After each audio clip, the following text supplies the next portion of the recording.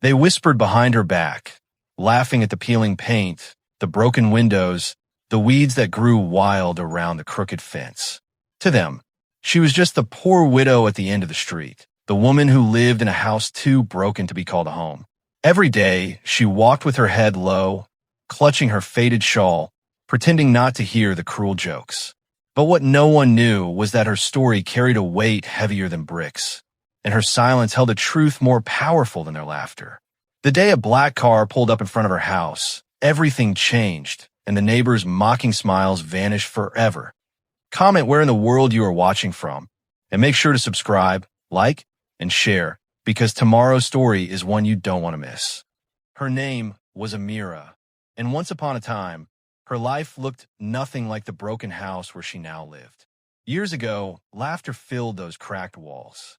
Her husband, Kareem, had been her anchor, a strong, kind man who worked day and night as a carpenter, saving every penny to build them a home. Together, they dreamed of raising their only son, Samir, in that little house on the corner. The walls might have been small, but to them, it was a palace. But life, cruel and unforgiving, ripped everything away in one storm.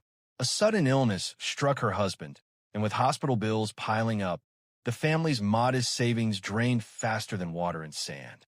Kareem fought bravely, whispering to Amira in his final days, "Promise me, no matter how hard it gets, you'll stay strong for Samir." And she promised, though she had no idea how much weight those words would one day carry. After his death, the house lost its shine. The roof leaked when it rained. The paint peeled like paper curling at the edges. The wooden fence leaned, as though tired of standing. But Amira clung to it, not because it was perfect, but because it was theirs. Every corner held a memory. Kareem hammering nails with his wide smile. Samir chasing fireflies in the backyard. The sound of prayers whispered in the night. The neighbors, though, didn't see history or love. They saw weakness. They saw poverty. New families had moved into the neighborhood. People who polished their cars every weekend, who threw garden parties with glowing lights and loud music. They measured respect not in kindness, but in shiny windows, trimmed lawns, and fresh coats of paint. Every morning, when Amira stepped outside to sweep her front porch, whispers followed. "Look at that place, it's falling apart. Why doesn't she just sell it and move? She probably doesn't have money for food, let alone repairs." Amira pretended not to hear, though the words sank into her chest like stones. She walked to the small market every few days, selling homemade bread and embroidery just to afford rice and lentils. Sometimes, she skipped meals so Samir could eat, and yet, she never begged, never complained. Her silence was her shield. Samir grew older, a quiet boy with eyes that carried more maturity than children his age. He noticed the way other kids looked at his torn shoes, the way their mothers pulled them away when he walked by. But he never complained. Instead, he studied harder, his books becoming his escape from the cruelty of the world. At night, when the house grew cold, Amira tucked him under a patched quilt and whispered, "One day, my son, they will see your worth. One day, this house will no longer be a place of shame, but of pride." Still, the mockery continued. One neighbor, a woman with perfectly polished nails, often sneered, "If she can't take care of the house, she shouldn't live there. It's an eyesore for the whole street." Her friends laughed, sipping their tea as though Amira's pain was their entertainment. But Amira never fought back. She believed that storms, no matter how fierce, passed eventually.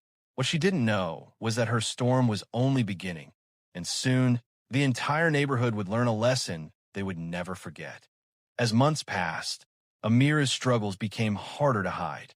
The little money she earned from embroidery was barely enough to keep the lights on. Some nights, the electricity would cut off, leaving her and Samir in the dark. Still, Amira would light a candle, place it on the table, and whisper, "Even a small flame can fight the night, Samir. Remember that." But the neighbors noticed. Instead of compassion, they found amusement in her suffering. They mocked louder, no longer whispering, but speaking where she could hear. One afternoon, while she was hanging wash clothes on the old rusted line, two women across the street giggled. Look at those patched clothes, one sneered. Doesn't her son feel embarrassed to wear such rags? The other added, her voice dripping with disdain. Samir stood frozen, clutching his school bag, his little hands shaking. He wanted to shout, to defend his mother, but Amira gently touched his shoulder and shook her head. Not every battle deserves our words, my son. Sometimes silence is louder than anger. But silence came with a cost. The more they endured it, the bolder the neighbors became. Children began to avoid Samir at school, calling him the boy from the haunted house. Invitations to community events stopped coming. They were outsiders in the very neighborhood they once belonged to. The final blow came one rainy evening. Heavy clouds poured water through the leaky roof, dripping onto the living room floor. Amira scrambled with old pots and bowls to catch the water. Through the window, she could see her neighbors sitting in their brightly lit homes, sipping tea, warm and dry. Suddenly, laughter echoed outside.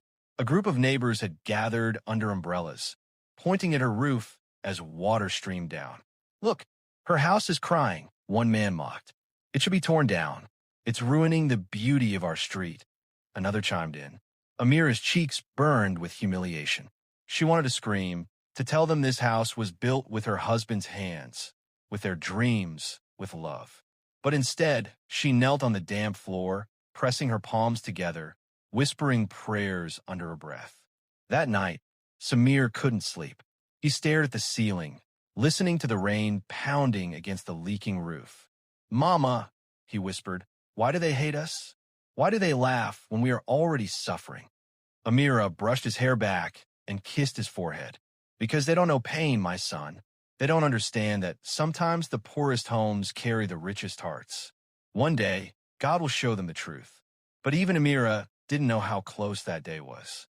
She didn't know that someone was watching, someone powerful, someone unexpected, who would change everything. It was a bright Saturday morning when the street buzzed with unusual excitement.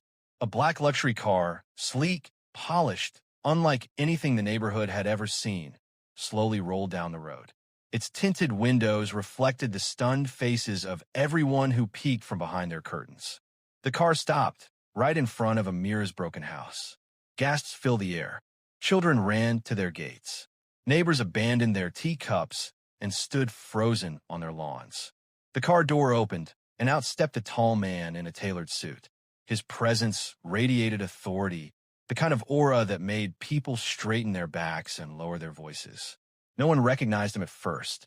He looked like someone from a world far removed from their modest neighborhood. But then, as he walked toward the creaking gate of Amira's house, something remarkable happened. Samir's eyes widened. Tears welled up in Amira's as her hands trembled against her faded shawl. Uncle Kareem's best friend? She whispered, almost too softly to be heard. It was Yusuf Rahman, a man who had once been Kareem's apprentice in the carpentry shop years ago.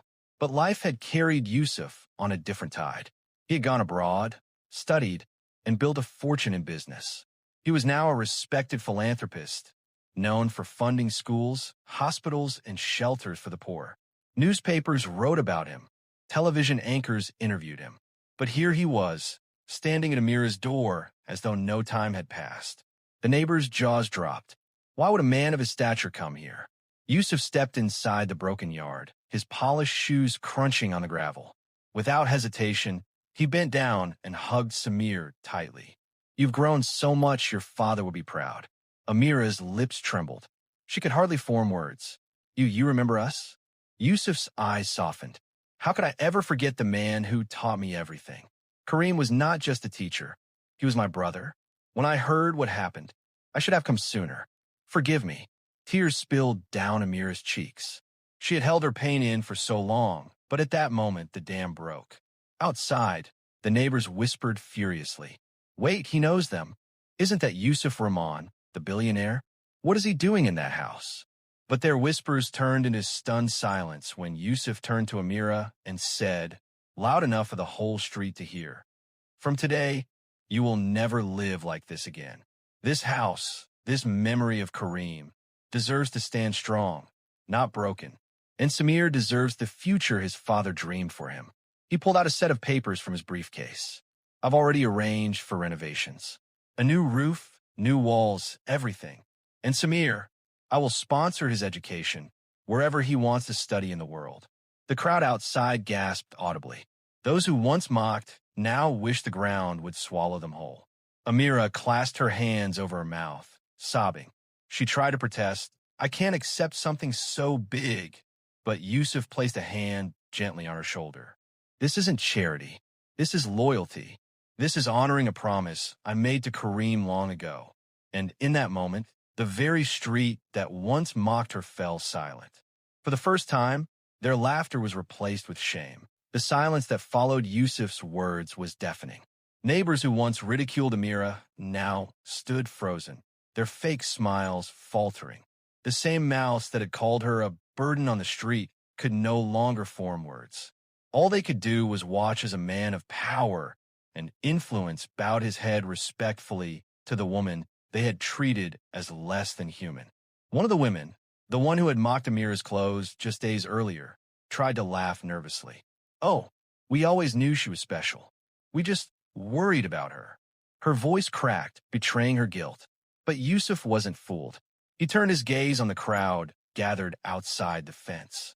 His voice, calm yet sharp, carried authority that made everyone shrink. Do you know what true poverty is? He asked, his eyes scanning the faces. It is not a broken roof or patched clothes. True poverty is the lack of compassion. And sadly, I see too much of it here. The neighbors lowered their eyes. Shame burned hotter than the summer sun. Inside, Amira's small living room seemed almost too fragile for what was unfolding. Papers rustled in Yusuf's hands as he explained the details. Contractors were already hired. Renovations would begin the following week. Samir's school fees were paid in advance, and arrangements were underway for him to attend one of the top academies in the city. Samir sat in stunned silence, his little fingers gripping the edge of the table. For years he had carried the weight of being the poor boy, but now, a door to a world he had only dreamed of was opening before him. Uncle Yusuf, he whispered, do you really mean it? I can study anywhere. Yusuf smiled warmly. Anywhere, Samir. You'll build the future your father wanted for you. And one day, you'll return to this neighborhood not as the boy they mocked, but as the man they will look up to. Amira's heart swelled with both gratitude and disbelief. For so long, she had prayed for a miracle, and now it stood before her in the form of a man she thought she'd never see again. But as the news spread, reactions rippled through the neighborhood. Some rushed to Amira's door with false kindness, offering help they had never once extended before. Others tried to justify their cruelty, saying things like, we didn't mean harm, we were just joking. But no excuses could erase the years of scorn. One evening, just days before renovations began, Amira stepped outside to find the same polished nail woman who had mocked her house now standing awkwardly at the fence. I didn't realize, the woman stammered, that you were friends with such important people. Amira's eyes, once lowered in silence, now met hers with quiet strength. You didn't need to realize who I knew to treat me with respect, she replied softly. Her words cut deeper than any insult could. That night, as she lay in bed, Amira thought of Kareem. She remembered his final words, stay strong, for Samir. For the first time in years, she felt she was keeping that promise. Not by wealth or status, but by dignity. The house might still be broken, but her spirit was no longer bent. And as the black car returned again, bringing architects, builders, and plans for the future, the entire street watched. Every hammer that struck, every plank of wood lifted, was not just repairing walls, it was rebuilding her honor.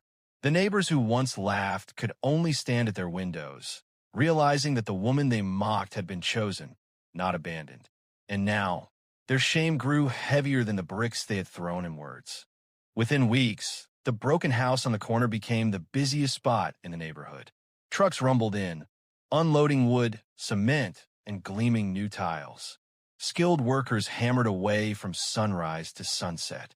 The sound of progress echoed through the street, drowning out the whispers that once haunted Amira's ears. At first, the neighbors peeked through curtains, curious and uneasy. But soon, they couldn't ignore the transformation. The leaning fence was replaced with a sturdy gate. The crumbling walls painted a warm ivory white, and the roof, once leaking, now stood strong against the sky. What had been mocked as an eyesore was becoming the most beautiful home on the block. Amira watched every step with tears in her eyes. She would stand in the doorway, clutching her shawl, whispering prayers of gratitude as each broken piece of her house was mended. For years, she had endured the humiliation of living in ruins, and now, brick by brick, her dignity was being restored. The day the renovations finished, Yusuf returned. But this time, he wasn't alone. A van pulled up behind his car, carrying boxes of furniture, books for Samir, and even a small computer for his studies. "Your new beginning," Yusuf said, placing the keys in Amira's trembling hands. The neighbors gathered outside, pretending it was curiosity, but inside it was guilt.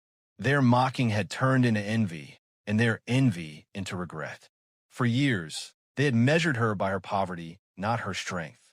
Now, they watched as she stepped into her home with her head held high. No longer the widow they pitied, but the woman they respected. Samir's life changed, too. He entered his new school with shoes that fit, books that weren't secondhand, and a confidence that came not from wealth but from knowing someone believed in him. Teachers quickly saw his brilliance, and soon, he was excelling beyond anyone's expectations. One evening, as Amira sat by the window of her freshly painted living room, Samir curled beside her with his homework. She smiled. For years, she had carried the weight of despair, but now she carried the warmth of hope. And yet, the greatest change wasn't in the house or even in Samir's future. It was in Amira herself. She had endured storms, humiliation, and loneliness, but she had never let bitterness take root. And now, as the neighbors passed by with lowered eyes, she didn't feel anger. She felt peace. She remembered Kareem's words again, "Stay strong for Samir." And in her heart, she whispered back, "I did, my love. I did." The house stood tall now, shining like a beacon at the end of the street. But its true beauty was not in the fresh paint or the strong roof. Its beauty lay in the story it carried, the story of a woman who was mocked, ridiculed, and pushed aside, yet never lost her dignity. For years, the neighbors measured her worth by the cracks in her walls. But when the day came, it wasn't the polished cars or perfect gardens that drew respect. It was her quiet strength, her patience, and her unwavering love for her son. Life has a way of revealing truths. The very people who laughed at her were forced to bow their heads, reminded that compassion is worth more than wealth, and respect should never be tied to status. Her story teaches us this. Never judge someone by their circumstances. Never mock another's struggles because you don't know the battles they've fought, the promises they've kept, or the allies they may have in silence. And to anyone listening who has ever been ridiculed, overlooked, or made to feel small, remember Amira. Remember that your worth is not defined by what others see on the outside, but by the strength you carry within. If this story touched your heart, share it. Let it remind the world that kindness costs nothing, but its power is priceless.